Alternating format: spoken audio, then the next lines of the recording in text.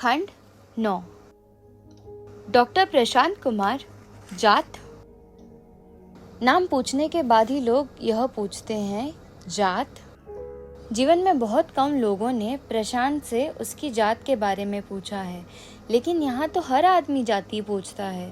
प्रशांत हंसकर कभी कहता है, जाति? डॉक्टर। डॉक्टर? जाति डॉक्टर? बंगाली है या बिहारी? हिंदुस्तानी। डॉक्टर जवाब देता है, जाति बहुत बड़ी चीज है। जात पात नहीं मानने वाले की भी जाति होती है। सिर्फ हिंदू कहने से ही पिंड नहीं छूट सकता। ब्राह्मण है, कौन ब्राह्मण? गोत्र क्या है? मूल कौन है?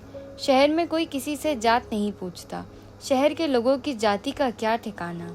लेकिन गांव में तो बिना जाति के आपका पानी नहीं चल सकता। प्रशांत अपनी जाति छिपाता है। सच्ची बात यह है कि वह अपनी जाति के बारे में खुद नहीं जानता। यदि उसे अपनी जाति का पता होता तो शायद उसे बताने में झिझक नहीं होती। तब शायद जाति पाति के भेदभाव पर उसका भी पूर्ण विश्वास नहीं हटता। तब शायद ब्राह्मण कहने से गर्व महसूस करता।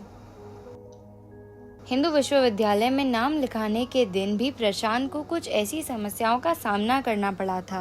रात भर वह जगा रहा था। प्रशांत कुमार, पिता का नाम अनिल कुमार बनर्जी, हिंदू, ब्राह्मण, सब झूठ।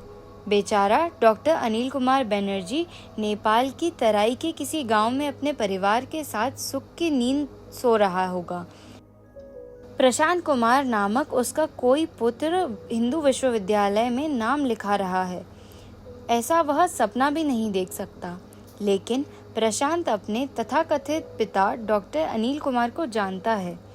मैट्रिक परीक्षा के लिए फॉर्म भरने के दिन डॉक्टर अनिल उसके पिता के रक्तकोष में आकर बैठ गए थे। बचपन से ही वह अपने जन्म की कहानी सुन रहा है। घर की नौकरानी, बाग का माली और पड़ोस के हलवाई भी उसके जन्म की कहानी जानता था। लोग बरबस उसकी ओर उंगली उठाकर कहने लगते थे, उस लड़के को देखे हो ना, उसे उपाध्याय जी ने कोशी नदी में पाया था। बंगालिन डॉक्टरनी ने पाल पोस कर बड़ा किया है। फिर लोगों के चेहरों पर जो आश्चर्य की रेखा खिंच जाती थी और आंखों में जो करुणा की हल्की छाया उतर आती थी, उसे प्रशांत ने सैकड़ों बार देखा है। इस लावारिस लाश को भी लोग वैसी दृष्टि से देखते हैं। प्रशांत अज्ञात कुलशील है।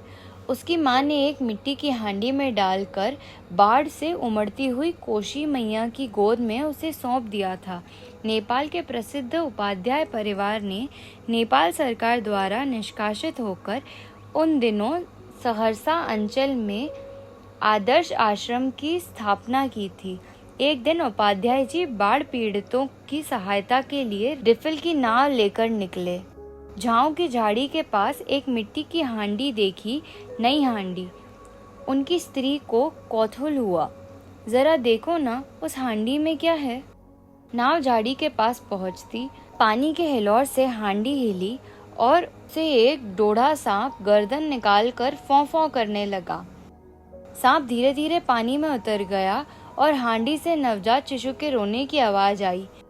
मानो माँ ने थपकी देना बंद कर दिया। बस यही उसके जन्म की कथा है, जिसे हर आदमी अपने अपने ढंग से सुनाता है। आदर्श आश्रम में एक दुखिया युवती थी, स्नेहमयी। स्नेहमयी को उसके पति डॉक्टर अनिल कुमार बनर्जी ने त्याग कर एक नेपालिन से शादी कर ली थी। उपाध्याय जी के आदर्श आश्रम में रहकर वह हिरण, खरगोश, मयूर और बंदर के बच्चों को अपना स्नेह बरसाती रहती थी। तरह तरह के पिंजड़ों को लेकर वह दिन काट लेती थी। जब उस दिन उपाध्याय दंपत्ति ने उसकी गोद में सोया हुआ शिशु दिया तो वह आनंद विभोर होकर चीख उठी, प्रशांत, अमार प्रशांत। उस दिन से प्रशांत स्नेहमयी का इकलौता बेटा हो गया। कुछ दिनों के बाद नेपाल सरकार ने निष्कासन की आज्ञा रद्द करके उपाध्याय परिवार को नेपाल बुला लिया। आदर्श आश्रम के पशु पक्षियों के साथ स्नेहमयी और प्रशांत भी उपाध्याय परिवार के ही सदस्य थे। उपाध्याय जी ने नेपाल की तराई के विराटनगर में आदर्श विद्यालय की स्थापना की। स्नेहमयी उसी स्कूल में सिलाई कटाई की मास्टरनी नियुक्त हुई। स्नेहमयी ने स्नेहांचल में पलते हुए किशोर प्रशांत पर कर्मठ उपाध्याय परिवार की रोशनी नहीं पड़ती तो वह सितार से झलार और रविंद्र संगीत के बसंत बहार के दायरे से बाहर नहीं जा सकता था। उपाध्याय जी का ज्येष्ठ पुत्र बिहार विद्यापीठ का स्नातक था और मंजिला देहरादून के एक प्रसिद्ध अंग्रेजी स्कूल का विद्यार्थी। पुत्री शांति निकेतन में शिक्षा पा रही थी। छुट्टियों में जब वह एक जगह इकट्ठे होते तो शांति निकेतन में शिक्षा पाने वाली बहन चरखा चलाना सीखती, विद्यापीठ के स्नातक आश्रम भजनावली की पंक्तियों पर रविंद्रक सुर चढ़ाते और अंग्रेजी स्कूल का स्टूडेंट सेवादल के कवायदों के हिंदी कमांड के वैज्ञानिक पहलू पर बहस करता। अटेंशन में जो फोर्स है वह सावधान में नहीं। अटेंशन सुनते ही लगता है कि दर्जनों जोड़े बूट चटक उठे। ऐसे ही वातावरण में प्रशांत के व्यक्तित्व का विकास हुआ। हिंदू विश्वविद्यालय में आईएससी पास करने के बाद वह पटना मेडिकल कॉलेज में दाखिल हुआ। मां की इच्छा थी कि वह डॉक्टर बने, लेकिन अपने प्रशांत को वह डॉक्टर के रूप में नहीं देख पाई। काशीवास करते करते काशी की किसी गली में वह हमेशा के लिए खो गई। एक बार लोहार से प्रशांत के नाम पर एक मनी ऑर्डर आया था।